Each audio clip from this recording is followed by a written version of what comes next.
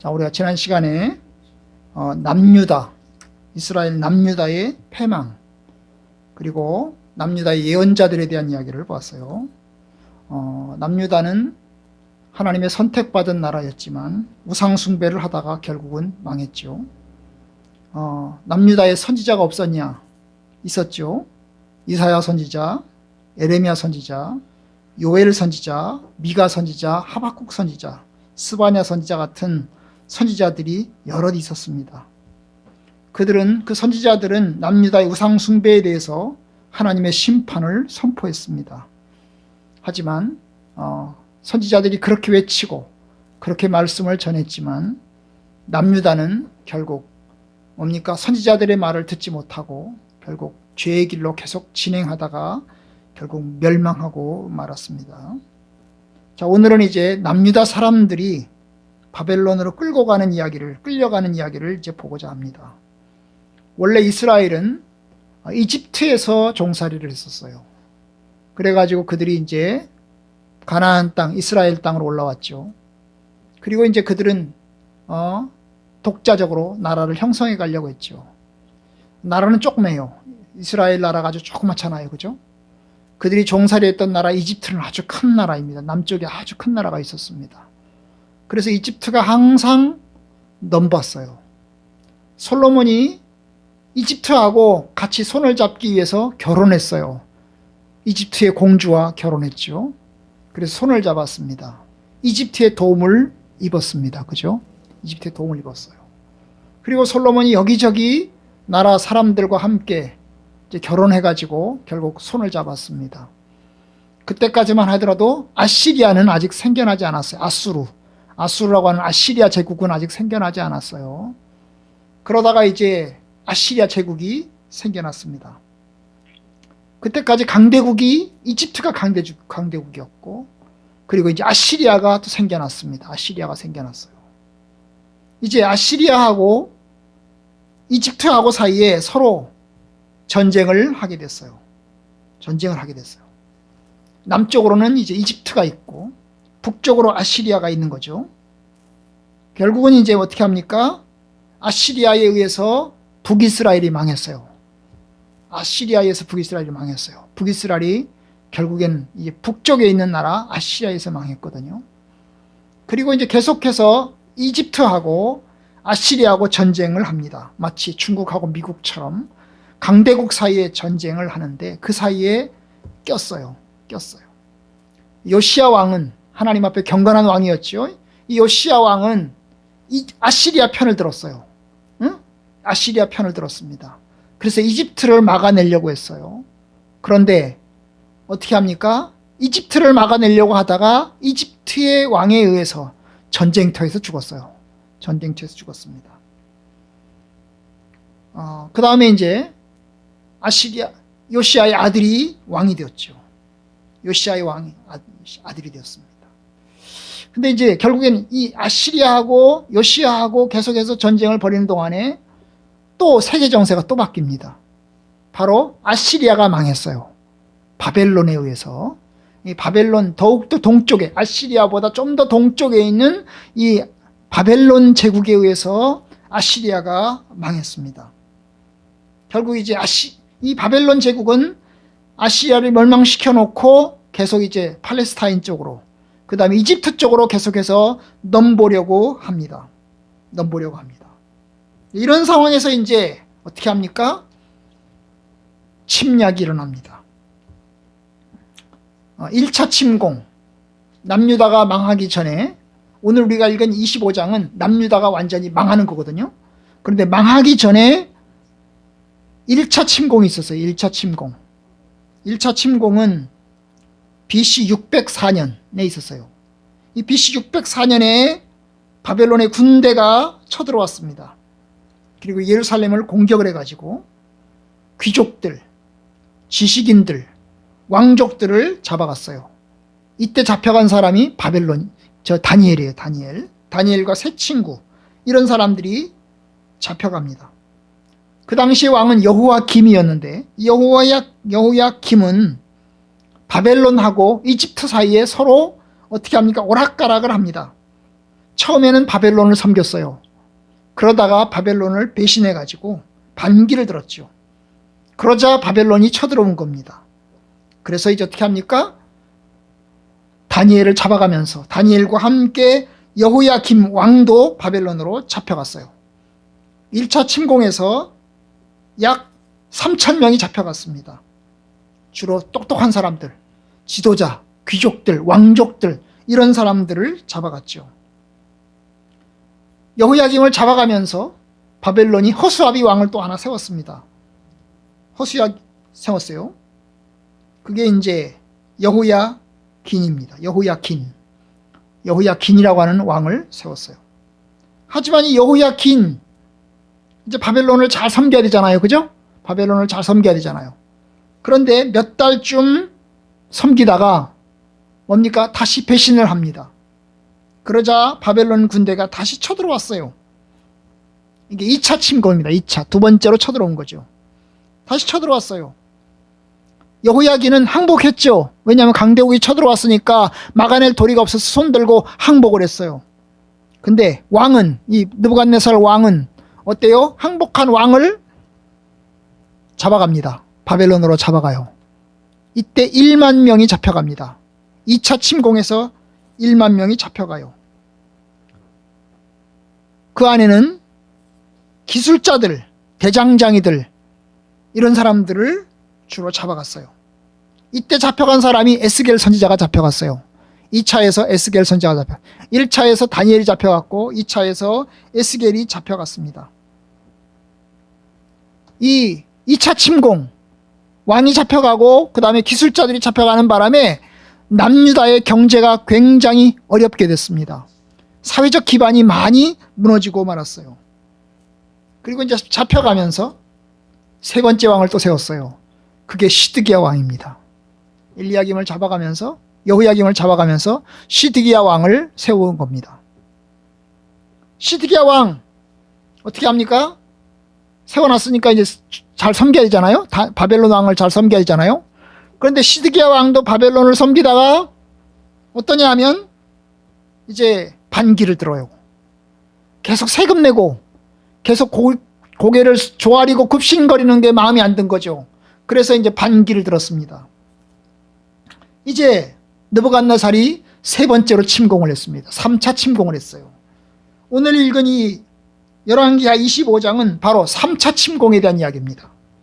시드기야 9년 되는 해 10번째 달에 바벨론 왕 느부갓네살이 예루살렘을 공격을 했어요. 쳐들어온 겁니다. 이 세 번째 침공이죠. 3차 침공입니다. 9년째 쳐들어왔죠. 시드기야 왕 9년 때 쳐들어왔어요. 그리고 어떻게 합니까? 쳐들어오긴 쳐들어왔는데 한꺼번에 삼키질 못했어요. 왜냐하면 예루살렘을 성을 아주 튼튼하게 아주 요새처럼 만들었거든요. 그래서 이제 1년 반을 포위했어요. 1년 반 정도를 포위를 했어요. 예루살렘을 삥 둘러쌌죠. 포위를 했어요. 그러자 1년 반쯤 포위하고 나니까 뭐가 문제가 생겼어요? 성 안에 식량이 다 떨어진 거예요. 먹을 게 다 떨어진 겁니다. 사람들이 막 굶어서 죽기 시작을 하는 겁니다. 굉장히 심했어요.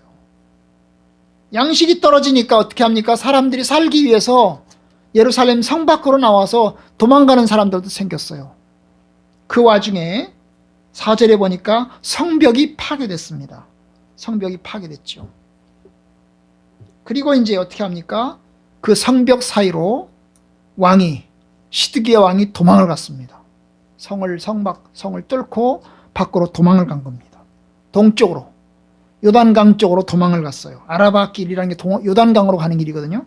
요단강으로 가는 길로 도망을 갔어요. 그래서 갈대아 군사들이, 이 바벨론 군사들이 왕을 쫓아가가지고 결국 여리고에서 왕을 체포를 한 겁니다. 왕을 체포를 한 거죠. 그리고 예루살렘으로 다시 끌고 들어왔어요. 그리고 예루살렘 성에 있는 사람들을 같이 잡아갔어요.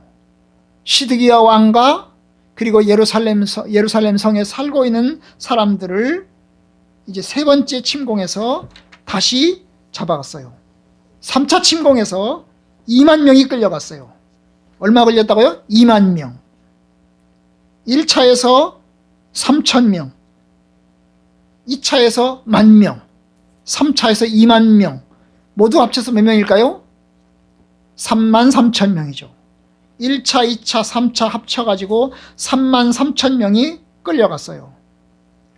끌고 가면서 이번에는 왕을 세우지 않았어요. 왕을 세우지 않았습니다. 나라를 없애버린 거죠. 나라를 없애버린 겁니다. 잡혀가면서 어떻게 합니까? 6, 7절에 보니까 시드기야의 아들들을, 왕자들이죠. 시드기야 아들들은 다 죽여버렸어요. 그리고 시드기야는 눈깔이 2개를 뽑아가지고 결국 노사슬로 묶어가지고 1만 명의 사람들과 함께 바벨론으로 끌고 간 겁니다. 그리고 바벨론이 이제 그 대신에 총독을 세웠어요. 바벨론이 이 시드기야 왕을 잡아가면서 나라를 완전히 없애버리고 그 대신에 총독을 세웠습니다. 총독을 유대인으로 총독을 세웠습니다. 유대인으로 총독을 세웠어요. 그런데 이 총독을 그달리아 총독을 세워놨는데 이 그달리아 총독이 죽임을 당합니다. 죽임을 당해요. 내란이 일어난 거죠. 내전이 일어난 겁니다. 유대인에 의해서 유대인을 죽였어요. 유대인을 총독으로 세워놨더니 유대인 이스마엘이라고 하는 사람에 의해서 결국에는 죽임을 당합니다. 죽임을 당해요. 그리고 이 이스마엘은 그달리아를 죽이고 난 다음에 총독부에 있던 많은 사람들을 죽였고 동시에 많은 사람들을 이집트로 이제 도망가면서 잡아갔어요. 그래서 이제 남유다가 망한 다음에 4번째 침공을 합니다. 582년에 바벨론이 4번째 침공을 합니다. 4번째 침공에서 또 이번은 745명을 잡아가요. 745명을 잡아가요. 자, 1차, 2차, 3차, 4차에 걸쳐서 엄청나게 많은 사람이 잡혀갑니다. 그 잡혀간 사람들이 BC 538년 포로 귀환까지 수십 년을 살게 됩니다. 그리고 이제 바벨론 제국이 멸망하면서 바벨론 제국에서 1차, 2차, 3차, 4차가 일어났거든요. 1차, 2차, 3차, 4차는 모두 다 바벨론 제국에서 침략을 당해가지고 사람들이 끌려가고 잡혀간 거죠. 그런데 이제 바벨론 제국이 멸망하고 메데파사, 페르시아 제국이 생겨나면서 페르시아의 고레스 왕이 생겨나면서 끌려갔던 포로들이 이제 자유롭게 돌아오게 된 겁니다. 자유롭게 돌아오게 된 거예요. 그럼 70년은 언제부터냐? 여기 우리가 70년 포로 생활을 한다고 그러잖아요. 70년 포로 생활을 하는 건 언제를 기준으로 하는 거냐 하면 1차 침공을 기준으로 하는 겁니다. 1차 침공을. 3차 침공에서 망했거든요. 3차 침공 BC 586년에 남유다가 망했는데 이 586년을 기준으로 한 게 아니고 1차 침공 BC 604년을 기준으로 해서 이제 계산한 거예요. 그게 70년이라는 겁니다. 70년. 이 끌려간 사람들은 70년 동안 1차 침공에서 끌려간 사람들은 바벨론에 가가지고 한 곳에 모여서 산 게 아니고 여기저기에 흩어져 살아요. 바벨론뿐 아니라 바벨론 인근에 있는 많은 지역과 많은 나라들에 흩어져서 살았습니다. 거기서 결혼도 하고 정착도 하고 살아가게 됐어요. 우리가 아는 대로 이제 다니엘은 1차에서 잡혀간 사람이잖아요. 그죠? 그런데 페르시아에서 바벨론 제국에서도 그 사람이 관리가 되고 페르시아 제국에서도 관리가 되고 그러면서 이제 거기서 이제 살잖아요. 그죠? 그리고 우리가 아는 대로 이제 뭡니까? 에스더서 알죠? 그죠? 에스더를 알잖아요. 그죠? 에스더가 포로로 잡혀간 사람이 후예잖아요. 그죠? 그런데 이 에스더는 수산성에서, 그죠? 수산성에서 살면서 거기서 어떻게 합니까? 왕비가 되잖아요. 아하스에로 왕의 왕비가 되잖아요. 그죠? 그래서 이제 이렇게 잡혀간 사람들의 후예들이, 잡혀간 사람들은 죽고 그 후손들이 이제 정착해서 여기저기를 정착해서 살아가게 된 겁니다. 돌아온 사람들도 있죠. 돌아온 얘기는 이제 다음번에 보기로 하고. 어쨌든 바벨론 포로로 잡혀가는 1차, 2차, 3차, 4차에 걸쳐서 많은 사람들이 잡혀가서 수십 년 동안을 사는 동안에 달라진 게 있어요. 뭐가 달라졌을까요? 여러분, 성전이 없어진 거죠. 성전이 없어진 거예요. 예루살렘 성전이 파괴가 된 거죠. 바벨론이 쳐들어와서 예루살렘 성전을 완전히 박살내버린 거죠. 예루살렘 성전에 있는 여러 가지 성전 기문들도 다 가져가 버렸죠. 다 가져가 버렸죠. 법궤도 사라졌고 성전에 있는 물건들이 다 사라지고 말았습니다. 보물이라는 보물은 다 바벨론으로 다 가져갔죠. 그러다 보니까 더 이상 성전 예배를 드릴 수가 없는 겁니다. 그리고 바벨론으로 끌려간 사람들, 여기저기 흩어져 살던 사람들도 하나님 앞에 어떻게 예배 드릴 도리가 없는 겁니다. 성전이 없어졌기 때문에 성전 예배를 드릴 수가 없는 겁니다. 그래서 이제 성전 예배를 드리지 못하는 사람들이 이제 여기저기에서 소수씩 몇 사람씩 모여가지고 모임을 만들어서 예배를 시작을 했어요. 그게 무슨 예배일까요? 바로 회당 예배입니다. 회당 예배죠. 예수님 당시에 회당에 예수님이 들어가셨다 그랬잖아요. 그 회당 예배가 바로 이제 바벨론 제국에 끌려간 사람들이 시작을 한 겁니다. 그래서 이제 회당 예배를 시작을 합니다. 거기서 이제 성경 말씀을 듣고 또 묵상하고 기도하는 그런 예배를 이제 시작하게 된 겁니다. 더 이상 이제 성전 예배를 드릴 수 없는 시대가 된 거죠. 그리고 이제 바벨론으로 끌려간 사람들이 경건 생활을 힘씁니다. 개인적으로 기도도 하고 묵상도 하고 하나님 말씀대로 살아가려고 몸부림치는 그런 시대가 되었던 겁니다. 그리고 그들은 이제 고향으로 돌아갈 날을 꿈꾸게 됩니다. 처음에는 추방당해서 포로 생활하면서 너무나 힘들었어요. 그래서 그들은 이제 그 힘든 가운데 부르짖으면서 절망 가운데 낙심 가운데 살아야만 했습니다. 그래도 그들은 우리 조상들이 지은 죄를 회개하면서 한편으로 고향으로 돌아갈 길을 간절히 열망하고 기도했어요. 선지자들의 약속을 힘입어서 결국에는 이제 고향으로 돌아가기를 꿈꿔가지고 결국 이제 하나님께서 고향으로 돌아올 길을 만들어 주십니다. 이게 하나님의 놀라운 역사죠. 그래서 538년 결국 포로들이 돌아오기 시작을 합니다.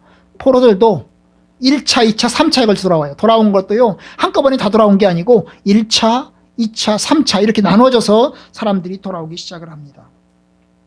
어쨌든 우리가 오늘 말씀을 통해서 배우는 게 뭐냐면 하나님의 심판, 죄에 대한 하나님의 심판 때문에 남유다가 망했고 그것도 다른 나라에 의해서 바벨론 제국, 바벨론 제국은 하나님을 안 믿는 나라잖아요. 악한 나라잖아요. 하나님을 안 믿는 악한 제국을 통해서 하나님이 믿는 사람들을, 남유다 사람들을 하나님이 심판하시고 징계하시잖아요. 그죠? 악한 사람들을 들어서 더 악하고 더 잔인하고 더 하나님을 알지 못하는 그 악한 제국을 들어서 하나님이 결국 경건한 하나님의 백성들이라고 하는 남유다를 하나님이 심판하시고 징계하시는 것을 우리가 보게 됩니다. 하나님의 도구죠. 하나님의 도구입니다. 성도들이 해야 될 게 뭘까요? 여러분, 하나님 앞에 그런 상황에서 하나님 중심으로 살아야 된다는 거예요. 예배 장소도 바뀌고 또 예배 절차도 바뀌고 예배 형식도 많이 바뀌는데 결국 하나님 중심으로 살아야 된다는 겁니다. 회개할 것은 회개하고 하나님 앞에 부르짖을 것은 부르짖고 그러면서 하나님을 찾으면서 살아야 됩니다. 이게 소망입니다. 우리 시대가 어떻게 달라질지 알 수 없어요. 여러 가지 형편과 여건이 달라지고 변화가 있을 수 있지만 그런 상황 속에서도 하나님 앞에 경건함을 잃지 않고 하나님을 예배하고 주님 뜻대로 살아야 되는 겁니다. 저와 여러분들에게 그와 같은 은혜가 있길 바랍니다. 우리들도 보면 예배와 관련해서 시대와 역사를 통해서 많이 바뀌었습니다. 많은 부분에서 달라졌습니다. 어떤 때는 정말로 힘들고 어려워서 모여서 예배드리는 것조차 하지 못하는 그런 시절을 겪기도 했고 지금처럼 우리가 이제 자유롭게 모여서 예배드릴 수 있는 그런 시간들도 갖게 됐습니다. 그럼 어쨌든 간에 이렇든지 저렇든지 간에 하나님 안에서 하나님의 앞에서 신실하고, 또한 예배할 것은 예배하고, 회개할 것은 회개하고, 말씀 들을 것은 듣고, 묵상할 것은 묵상하고, 실천할 것은 실천하면서 하나님의 뜻을 찾으면서 살아야 됩니다. 그것이 참된 믿음이고 하나님 안에서 사는 성도들의 삶인 것입니다. 저와 여러분들이 부디 하나님의 뜻 안에 살기를 바랍니다. 하나님의 신실하심 앞에 주님을 바라보며 경외하는 저와 여러분들 되기를 주님의 이름으로 축복합니다.